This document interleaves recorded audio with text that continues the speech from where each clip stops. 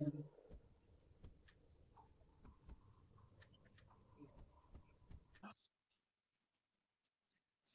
Student.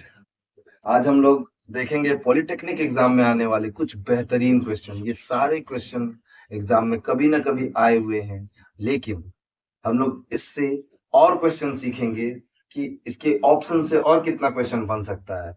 ठीक से सुनना, बहुत अच्छे से करेंगे। ओके, चलो। सबसे पहला क्वेश्चन पूछ रहा है कि which mirror is used as a rear view mirror. हम लोग कार में देखते हैं, कार में, बस में, ट्रक में साइड में एक मिरर होता है, उसको बोलते हैं रियर व्यू मिरर। उसमें कौन सा मिरर लगा होता है? उसमें लगा होता है कॉन्वेक्स मिरर। याद रखना, ये बहुत इंपॉर्टेंट क्वेश्चन है।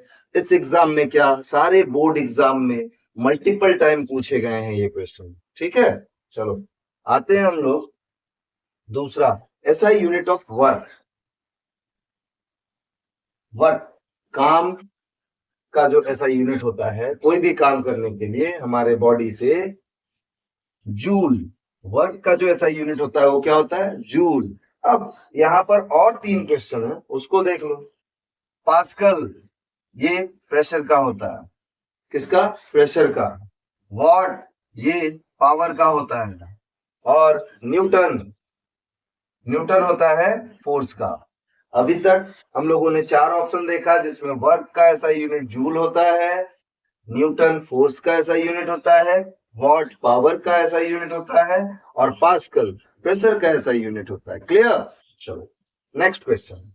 Instrument use to measure electric current. हम लोग जानते हैं कि इलेक्ट्रिक करंट को मेजर करने के लिए हम लोगों को एक इंस्ट्रूमेंट की जरूरत होती है, उसका नाम है एमीटर। क्या नाम है? एमीटर। लेकिन ये एमीटर क्या करता है? ये लार्ज करंट को जज करता है। जो सबसे ज्यादा करंट आएगा उस समय हम लोग एमीटर लगाएंगे। लेकिन जब इसी क्वेश्चन में इलेक्ट्रिक करंट मेजर करने के लिए इंस्ट्रूमेंट आए और एमीटर ना हो, तो हम लोग गैल्वेनोमीटर ढूंढते हैं।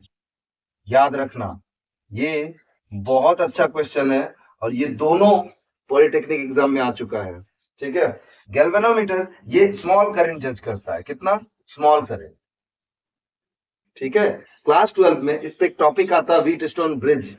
उसमें हम लोग इसको यूज करते हैं डिफ्लेक्शन, निडल के डिफ्लेक्शन चेक करने के लिए। छोड़ दो वो, बस इतना जान लो, गैल्वेनोमीटर स्मॉल करंट को जज करता है और एमीटर लार्ज करंट को जज करने के लिए यूज किया जाता है। अगर ऑप्शन में एमीटर कभी ना मिले तो आप गैल्वेनोमीटर ढूंढना और उसको टिक कर देना। ठीक है, चलो। अब इसके बाद हमारे पास तीन ऑप्शन है। सुनो, ये नाम बहुत अच्छे अच्छे हैं, इसलिए इसको याद रखना। वोल्टमीटर, ये पोटेंशियल डिफरेंस को मेजर करता है। ठीक है। बैरोमीटर, ये एटमॉस्फेरिक प्रेशर को चेक करने के लिए यूज किया जाता है। क्या? एटमॉस्फेरिक प्रेशर को। हाइग्रोमीटर, ये क्या करता है? ह्यूमिडिटी चेक करता है। क्या करता है? ह्यूमिडिटी चेक करता है। फिर से सुनो एक बार। इलेक्ट्रिक करंट को मेजर करने के लिए इंस्ट्रूमेंट एमीटर होता है, जो लार्ज करंट जज करता है। अगर एमीटर ना हो तो गैल्वेनोमीटर, जो स्मॉल करंट को चेक करता है। फिर वोल्टमीटर पोटेंशियल डिफरेंस जज करता है। बैरोमीटर क्या करता है? एटमॉस्फेरिक प्रेशर जज करता है। हाईग्रोमीटर, हाईग्रोमीटर, अगर यहीं पर हाइड्रोमीटर हो जाएगा तो वाटर के लिए हो जाएगा, लेकिन ये हाईग्रोमीटर है, दैट इज ह्यूमिडिटी। क्लियर? समझ आ रहा है? ओके, ठीक से सुनना, बहुत अच्छे अच्छे क्वेश्चन लाया हूं इस बार। ठीक है ना? चलो, तो हम लोग क्वेश्चन नंबर 4 पे चलते हैं। इस क्वेश्चन में क्या पूछा जा रहा है कि which colour has the longest wavelength. कौन सा ऐसा कलर है जो हम लोग पढ़ते हैं ना, VIBGYOR, ये स्पेक्ट्रम है। जब प्रिज्म से व्हाइट लाइट गुजरती है तो इस तरह के 7 कलर में टूट जाती है, जिसमें से ये जो रेड है इसका वेवलेंथ बहुत ज्यादा होता है। ये लॉन्गेस्ट वेवलेंथ के लिए जाना जाता है और इसको डेंजर साइन में यूज किया जाता है, क्योंकि ये ज्यादा स्कैटर नहीं होता है एटमॉस्फेयर में। इसलिए इससे क्वेश्चन पूछा जाता है कि डेंजर साइन में किसको यूज किया जाता है? Red colour. क्यों? क्योंकि इसका वेवलेंथ ज्यादा है और ये स्कैटर कम करता है, लीस्ट स्कैटर होता है। ठीक है, इसीलिए हमारे पास रेड ऑप्शन में रेड का वेवलेंथ बहुत ज्यादा है। और पूछेगा कि वेवलेंथ सबसे कम किसका है, तो किसका हो जाएगा, वॉयलेट का। वॉयलेट का जो वेवलेंथ है वो सबसे कम हो जाएगा। ओके, अब हम लोगों से एक क्वेश्चन पूछा गया है, क्वेश्चन नंबर 5 में एवोगाद्रो नंबर, इसको ना एज इट इज दिमाग में फिक्स कर लो। जब भी एवोगाद्रो नंबर आएगा उसका वैल्यू होगा 6.022 इंटू 10 टू द पावर 23। दिमाग में बिठा लो, कुछ छोटे छोटे टर्म है, इलेक्ट्रॉन, प्रोटॉन, न्यूट्रॉन, इसके मास नंबर, इन सब चीजों को थोड़ा अच्छे से पता कर लो।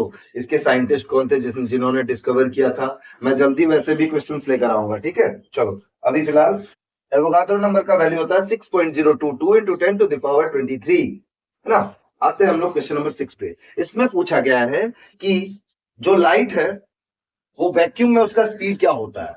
वैक्यूम बोले या एयर बोले बात बराबर है, याद रखना।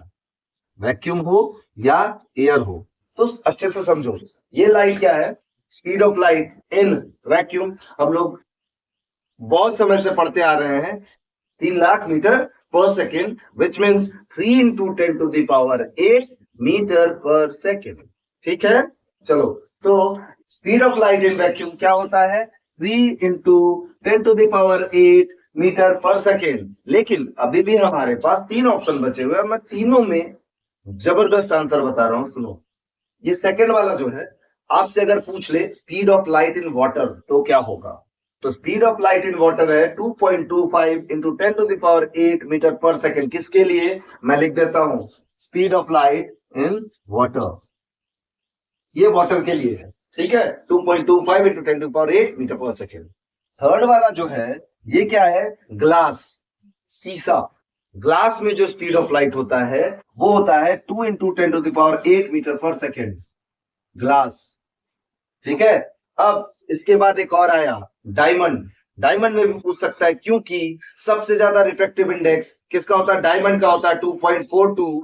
तो डायमंड में लाइट का स्पीड क्या होगा, वो होगा 1.24 into 10 to the power 8 metre per second. मतलब अगर सीधी सीधी बात बोले तो 3 lakh metre per second, 2.2 lakh metre per second, 2 lakh metre per second और 1.2 lakh metre per second. 10 to power 8 का मतलब हम लोग उसको लाख काउंट करेंगे। ठीक है, एक बार फिर सुन लो जल्दी से।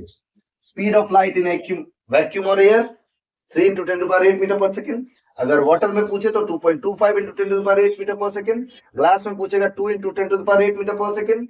और डायमंड में पूछेगा तो 1.24 into 10 to the power 8 metre per second. That's it, clear. चलो अब हम लोग आते हैं ब्रास। ये अलॉय का कंपोजिशन जरूर याद करके जाना, एक क्वेश्चन आपको जरूर मिलने वाला है। ब्रास, ब्रास का जो अलॉय होता है वो होता है कॉपर प्लस जिंक। क्या होता है, copper plus zinc, option number A, copper और जिंक। लेकिन इसके नीचे बगल में एक क्वेश्चन है लेड और टिन, ये बहुत इंपॉर्टेंट है, मल्टीपल टाइम सारे board exam plus polytechnic exam का तो फेवरेट क्वेश्चन है ये सब। ठीक है, तो सुनो, लेड और टिन दो लोगों का अलॉय है, ये बहुत बार पूछा जाता है। एक है फ्यूज और एक है सोल्डर। सोल्डर और फ्यूज का जो अलॉय होता है उसको हम लोग लेड और टिन के नाम से जानते हैं। लेड और टिन के मिक्सचर से क्या बनता है, फ्यूज और सोल्डर। फ्यूज अलग है, सोल्डर अलग है, याद रखना, क्वेश्चन आता है। अब कॉपर और टिन, कॉपर और टिन ब्रोंज का अलॉय है, किसका, ब्रॉन्ज। ब्रास के लिए कॉपर और जिंक, कॉपर में अगर टिन मिला दोगे तो वो ब्रॉन्ज बन जाएगा, क्लियर है। फिर एक क्वेश्चन आता है, ये बहुत अच्छा क्वेश्चन है, ये बोर्ड एग्जाम और उसके लिए तो मत बोलो। ये है कॉपर, जिंक और निकल, ये है जर्मन सिल्वर। क्वेश्चन पूछा जाता है which of the following is an alloy of German silver. German silver नाम होता है, इसीलिए कुछ लोगों को लगता है उसमें जब सिल्वर ऑप्शन होगा तो सिल्वर टिक मार देंगे। गलती मत करना, जर्मन सिल्वर का अलॉय होता है कॉपर, जिंक और निकल। किसका, जर्मन सिल्वर। याद रखना, मैं चारों ऑप्शन के कुछ ना कुछ आंसर बता रहा हूं, इसके लिए थोड़ा सतर्क रहना। Which gas is evolved when zinc react with dilute HCl? देखो, मेटल और नॉन मेटल के चैप्टर में ये एक रिएक्शन है, बोला जाता है जब मेटल एसिड के साथ रिएक्शन कराता है तो वो मेटल सॉल्ट और हाइड्रोजन गैस लिबरेट करता है। क्वेश्चन का आंसर यही खत्म हो गया। हमसे पूछा गया है कि अगर जिंक डाइल्यूट हाइड्रोक्लोरिक एसिड जो कि एसिड से रिएक्ट कर रहा है तो क्या कौन सा गैस निकलेगा? निकलेगा हाइड्रोजन गैस। दिमाग में भर लो, बहुत अच्छे अच्छे क्वेश्चन है, अगर दिमाग में रहता है ना तो यूं क्लिक हो जाएगा वहां पर। अभी हम लोग आते हैं, विच mirror is used by dentist mirror. याद रखना, जब हम लोग डेंटिस्ट के पास जाते हैं तो वो लोग एक मिरर यूज करते हैं जिससे वो चीजों को बड़ा करके देख सकते हैं, उसका नाम है कॉनकेव मिरर। कौन सा मिरर? Concave mirror. इसी को माउथ मिरर के नाम से जानते हैं। अगर क्वेश्चन ये पूछ दे which one of the following is a mouth mirror, सीधा टिक कर देना है कॉनकेव मिरर। क्लियर? चलो सुनो, बहुत अच्छे से सुनो। अब इसको बोला जा रहा है which indicator is colourless in acid. Acid में वो कलरलेस होगा और बेस में वो पिंक कलर देगा। क्या बोला कि अगर वो कलरलेस है तो एसिड में है और पिंक हो रहा है तो बेस में जा रहा है। तो ये आंसर है फिनोफ्थलीन। दिमाग में बिठा लो, इससे क्वेश्चन भर भर के पूछे जा रहे हैं, चाहे वो बोर्ड एग्जाम हो या पॉलिटेक्निक का एंट्रेंस एग्जाम हो या कोई भी एंट्रेंस एग्जाम हो, सब जगह ये पूछा जाता है। अब इसके बाद हमारे पास एक ऑप्शन बचा, लिटमस पेपर। तो हम लोग जानते हैं लिटमस पेपर क्या करेगा, अगर ब्लू से रेड कर रहा है तो वो एसिड है और रेड से ब्लू कर रहा है लिटमस पेपर को तो वो बेस है। सीधा याद रख रहा है, एसिड है मतलब खून निकलेगा, विच मीन्स ब्लू से रेड हो जाएगा, और अगर बेस है तो रेड से ब्लू हो जाएगा, खत्म। अब हम लोग के पास आता है मिथाइल ऑरेंज।